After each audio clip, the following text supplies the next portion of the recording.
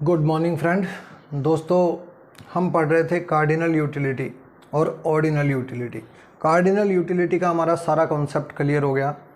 उसके बाद में हम बात करते हैं दोस्तों ऑर्डिनल यूटिलिटी की। ऑर्डिनल यूटिलिटी को पढ़ने से पहले थोड़ा सा मैं कार्डिनल यूटिलिटी के बारे में आपको बता दूं। कार्डिनल यूटिलिटी में दोस्तों हमने ये पढ़ा था कि जो कार्डिनल अप्रोच थी वो ये कहती थी कि जो यूटिलिटी होती है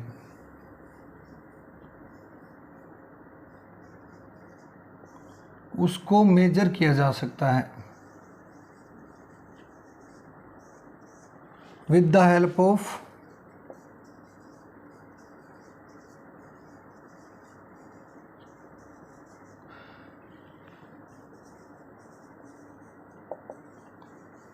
कार्डिनल यूटिलिटी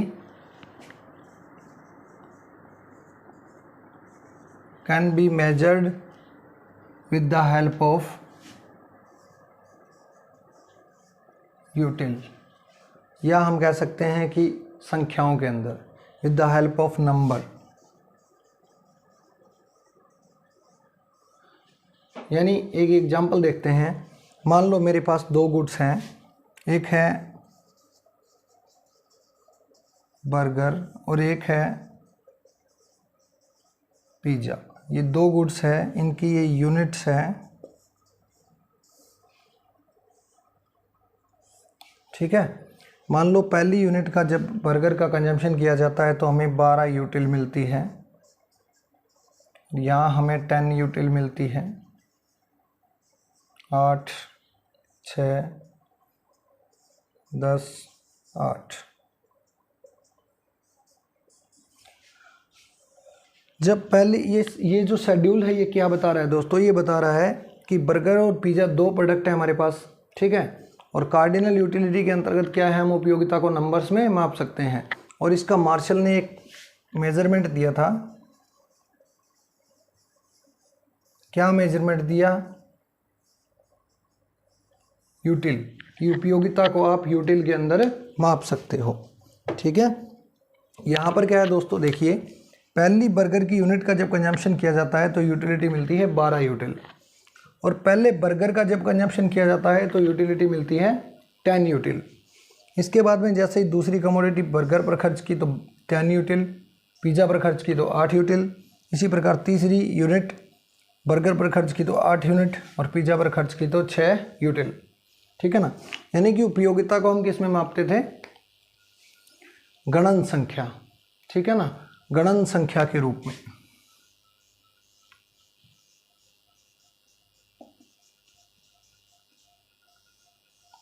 गणन संख्या क्या होती है सर?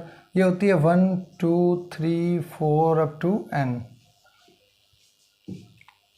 उपयोगिता को हम इस तरीके से माप सकते थे कार्डिनल अप्रोच के अनुसार। तो दोस्तों जो ऑर्डिनल अप्रोच है, जो ऑर्डिनल यूटिलिटी है, जिसको हम क्रमवाचक उपयोगिता बोलते हैं, और कार्डिनल को क्या बोलते हैं? गणनवाचक उपयोगिता। ऑर्डिनल को क्या बोलते हैं? क्रमवाचक उपयोगिता, ठीक है। चलिए दोस्तों, ऑर्डिनल यूटिलिटी के अंदर क्या बताया जाता है कि ऐसा कोई मेजरमेंट आज तक दुनिया में नहीं बना जो यूटिलिटी या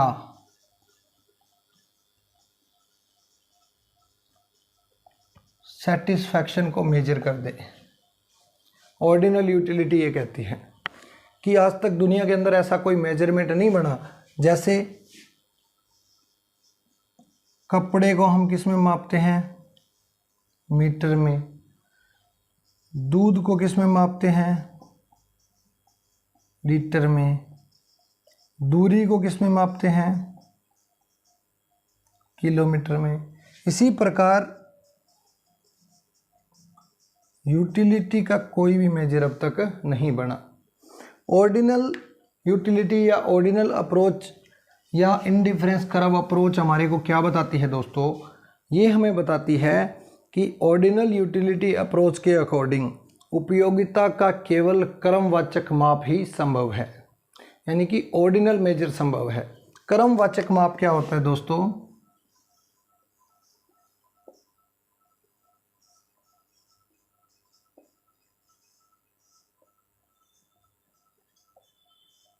कर्मवाचक माप क्या होता है? जैसे पहला, दूसरा, तीसरा क्रम, या हम बोल सकते हैं इसको श्रेणी, सीरियल भी बोल सकते हैं। मान लो मेरे पास दो गुड्स हैं, उसी तरीके से जैसे एक है बर्गर यहाँ पर और एक है पिज़्ज़ा। जब मैंने पिज़्ज़ा की एक यूनिट को कंज्यूम किया और एक यूनिट ही बर्गर की और एक यूनिट पिज़्ज़ा की, दोनों एक एक यूनिट हमने कंज्यूम की किसी भी कंज्यूमर ने, तो वो केवल ये बता सकता है कि मुझे बर्गर खाने से ज़्यादा फील अच्छा हुआ या पिज़्ज़ा खाने से बेटर फील हुआ। यानी कि हम तुलना कर सकते हैं कि दो चीज़ों का हमने कंजम्पशन किया और दोनों चीज़ों के कंजम्पशन करने से हमें ये फील हुआ अंदर से। ये एक सब्जेक्टिव फैक्टर होता है दोस्तों, फीलिंग से रिलेटेड चीज़ें होती है कि हमारी फीलिंग को हम मेजर नहीं कर सकते। हम केवल ये बता सकते हैं कि भैया जब मैंने बर्गर खाया तब बहुत मज़ा आया, पिज़्ज़ा खाया तो उससे भी ज़्यादा मज़ा आया, बस इतना बता सकते हैं हम, ठीक है ना। और यही बात क्या बोलते हैं, जो ऑर्डिनल यूटिलिटी अप्रोच है वो यही बात बोलती है और जो सर्वमान्य है, ठीक है ना। सभी लोग इसको मानते भी हैं कि ऐसा ही होता है, कोई एक्चुअल यूनिट नहीं होती यूटिलिटी को मेजर करने की। चलिए दोस्तों, इसके बाद में बात करते हैं, कोई भी कंज्यूमर जो होता है वो उपभोग करने के लिए गुड्स एंड सर्विसेज को चूज़ करता है ना। जैसे उसे बर्गर का कंजम्पशन करना है या पिज़्ज़ा का कंजम्पशन करना है, या एक और लिख देता हूँ आइसक्रीम का कंजम्पशन करना है। इन तीनों में से वो चूज करेगा कि मुझे कौन से प्रोडक्ट का कंजम्पशन करना है। उसके लिए वो एक विश्लेषणात्मक दृष्टिकोण अपनाता है, एनालिसिस करता है वो, और उसी एनालिसिस को क्या बोलते हैं दोस्तों? ऑर्डिनल यूटिलिटी अप्रोच बोलते हैं। क्या बोलते हैं? ऑर्डिनल यूटिलिटी अप्रोच बोलते हैं। और जो ये ऑर्डिनल यूटिलिटी अप्रोच है,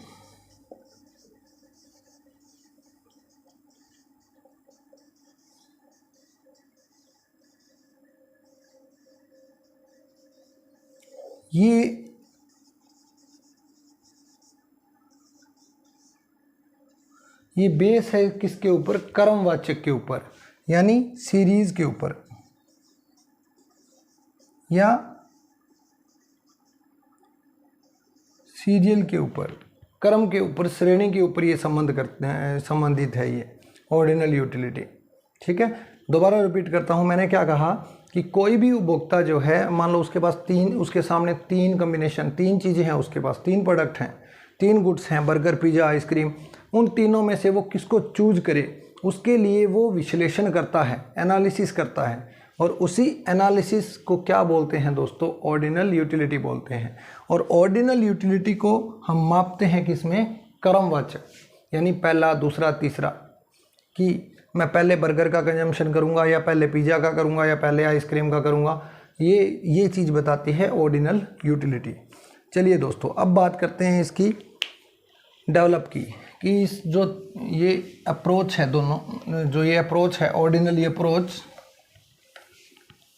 इसको जो है दोस्तों, इस ऑर्डिनल अप्रोच को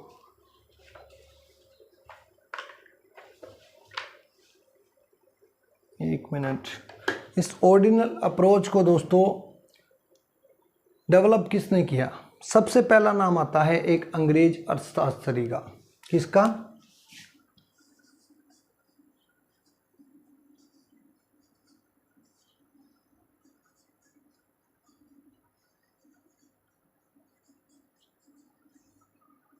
अंग्रेज अर्थशास्त्री, जिसका नाम है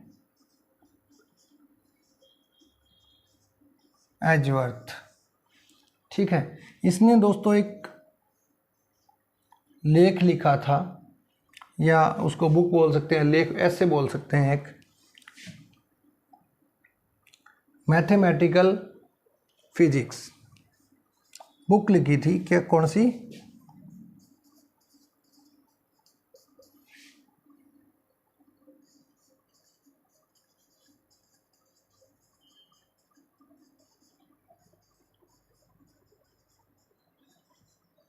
मैथमेटिकल फिजिक्स। और इसी बुक के अंदर इन्होंने क्या किया,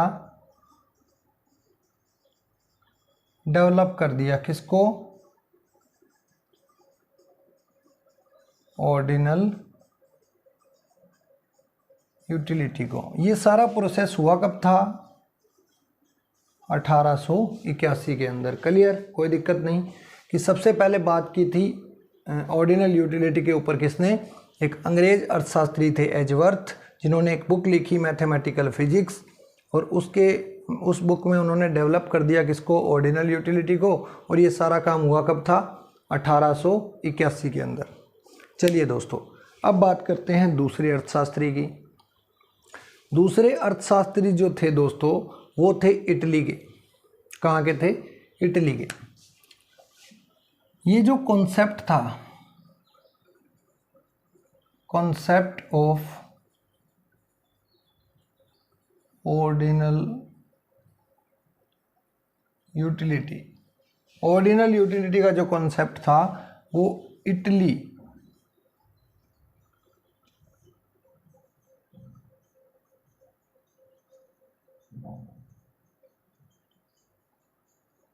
इटली के अर्थशास्त्री थे। कौन थे, पेरिटो थे। उन्होंने इस कॉन्सेप्ट को आगे डेवलप किया। कब किया दोस्तों, 1906 के अंदर। आई बात समझ में। सबसे पहले एजवर्थ ने काम किया इसके ऊपर।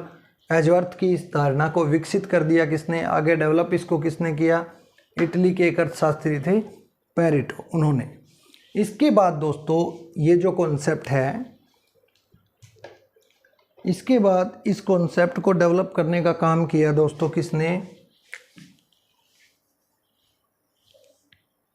दो अर्थशास्त्री थे। एक तो थे ब्रिटिश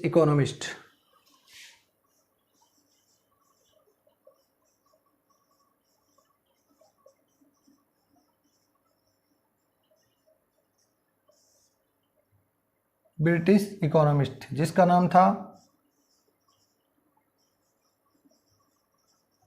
जॉनसन। इन्होंने 1913 के अंदर इस कॉन्सेप्ट को डेवलप किया, इस धारणा को आगे विकसित किया। उसके बाद में दोस्तों बात आता है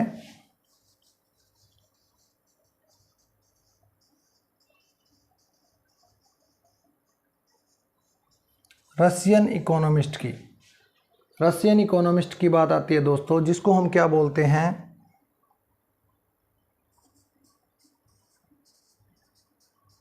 सल्स्की।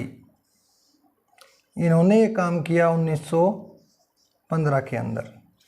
1915 के अंदर सल्स्की ने क्या किया, इस जो कॉन्सेप्ट है ऑर्डिनल यूटिलिटी का, इसको आगे विकसित किया। इसके बाद में बात करते हैं दोस्तों इस एनालिसिस को, इस विश्लेषण को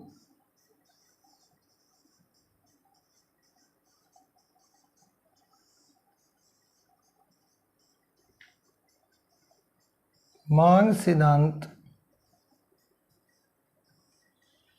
में एक उपकरण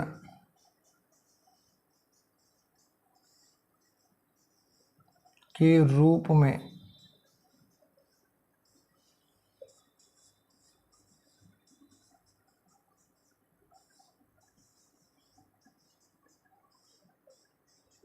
किसने किया दोस्तों, ये जो इस विश्लेषण को मांग सिद्धांत के एक उपकरण के रूप में विकसित किया 1934 के बाद में।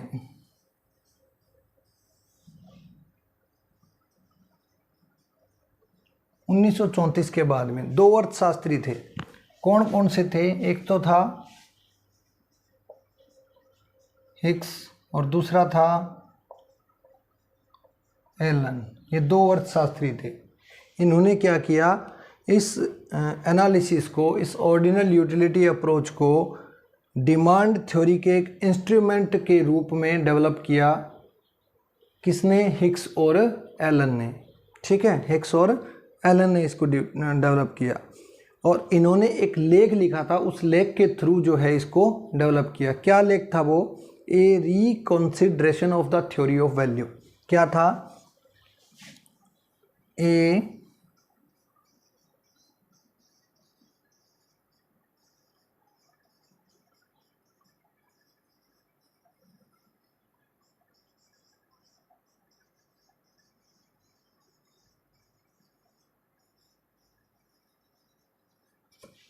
रिकॉन्सिडरेशन of the theory of value, यानी कि मूल्य सिद्धांत पर पुनर्विचार। क्या बोलते हैं इसको? मूल्य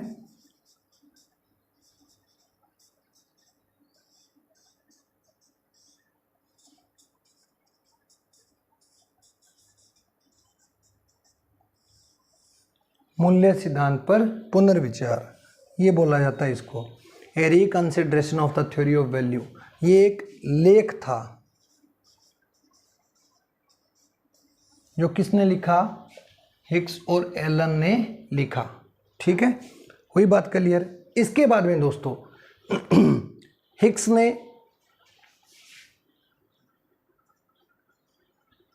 अपनी एक बुक लिखी, वैल्यू एंड कैपिटल। कौन सी बुक लिखी? Value and capital. इस बुक में दोस्तों इन्होंने इस थ्योरी को जो है आगे डेवलप किया। ठीक है, ये इतनी मेजर, इसकी इंट्रोडक्शन मान लो, इस थ्योरी को डेवलप करने वाले अर्थशास्त्रियों के नाम मान लो, उनके नाम, उनका सन, उनकी बुक, उनके लेख, ये सारी चीज़ें आपको याद करनी होगी दोस्तों। याद करने के अलावा कोई इलाज नहीं होता, इन चीज़ों को समझा नहीं जा सकता, इनको सिर्फ याद कर सकते हैं हम। ठीक है ना, एक बार रिपीट कर देता हूँ मैं आपकी सुविधा के लिए कि सबसे पहले अंग्रेज अर्थशास्त्री थे एजवर्थ, 1881 के अंदर उन्होंने एक बुक लिखी मैथमेटिकल फिजिक्स। उसके अंदर जो है उन्होंने कॉन्सेप्ट दिया सबसे पहले ऑर्डिनल यूटिलिटी का। उसके बाद में बात करते हैं दोस्तों, कॉन्सेप्ट ऑफ ऑर्डिनल यूटिलिटी को आगे डेवलप किया किसने? इटली के एक अर्थशास्त्री थे जिसको पेरेटो बोलते हैं, और ये काम कब किया? 1906 के अंदर। ठीक है, इसके बाद में दोस्तों बात करते हैं इस धारणा को आगे विकसित किया किसने? ब्रिटिश इकोनॉमिस्ट थे जॉनसन, 1913 के अंदर उन्होंने ये काम किया। उसके बाद में एक रशियन इकोनॉमिस्ट थे, उन्होंने सल्स्की, उन्होंने भी 1915 के अंदर इस थ्योरी को आगे डेवलप किया। ठीक है, फिर इसके बाद में बात करते हैं दोस्तों, इस एनालिसिस को, इस ऑर्डिनल यूटिलिटी एनालिसिस को डिमांड थ्योरी के लिए एक इंस्ट्रूमेंट के रूप में विकसित किया। किसने? दो अर्थशास्त्री थे, एक था हिग्स और एक था एलन। इन दोनों ने इसको डेवलप किया। इन दोनों ने एक लेख लिखा, उस लेख का नाम क्या था? मूल्य सिद्धांत पर पुनर्विचार, इंग्लिश में जिसको कहते हैं reconsideration of the theory of value. ठीक है, फिर इसके बाद में दोस्तों एक बुक लिखी थी इन्होंने, जो है ना, हिग्स और एलन ने वैज्ञानिक रूप दिया था इस थ्योरी को। कौन सा?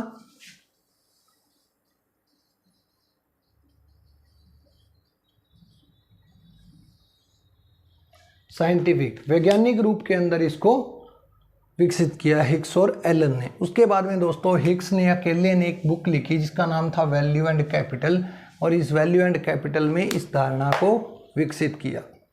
क्लियर, कोई दिक्कत नहीं है। चलिए, आज की वीडियो में वैसे तो इतना ही पढ़ाना था, लेकिन आपको मैं मीनिंग बता देता हूँ इनडिफरेंस कर्व का।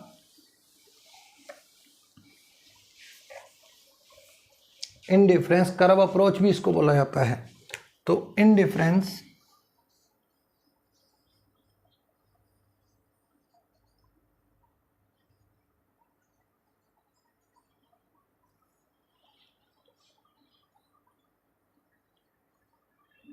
क्या होता है दोस्तों? ये एक ऐसा कर्व होता है। क्या होता है? एक ऐसा कर्व होता है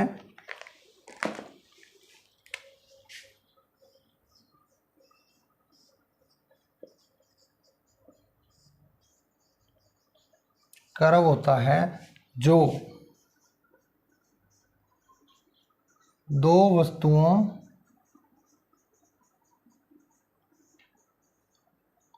के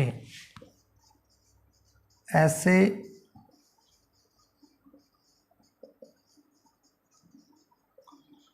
कॉम्बिनेशन, संयोग को प्रकट करता है जिससे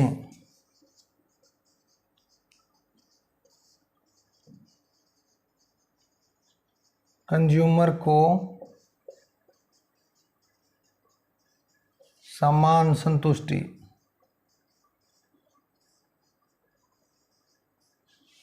प्राप्त होती है।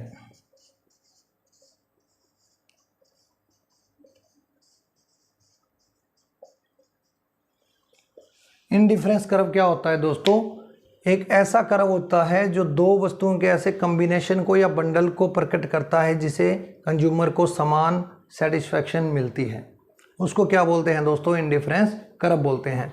अब आगे बात करेंगे इंडिफरेंस कर्व क्या होता है, इसके मेजर जो कॉन्सेप्ट है छोटे छोटे वो क्या होते हैं, इंडिफरेंस शेड्यूल क्या होता है, इंडिफरेंस कर्व क्या होता है, इंडिफरेंस मैप क्या होता है, इन चीज़ों के बारे में बात करेंगे। इसके अजम्पशन की बात करेंगे, ठीक है ना, वो अगली वीडियो के अंदर हम करेंगे। तो आशा करता हूँ कि आज का कॉन्सेप्ट आपको समझ में आया है, और अगर समझ में आया है, वीडियो अच्छी लगी है तो वीडियो को लाइक करें, चैनल को सब्सक्राइब करें, ज़्यादा से ज़्यादा लाइक करें, कमेंट करें, शेयर करें, ठीक है ना, जिससे हमारे को मोटिवेशन मिलता है। थैंक यू दोस्तों, मिलते हैं नेक्स्ट वीडियो में।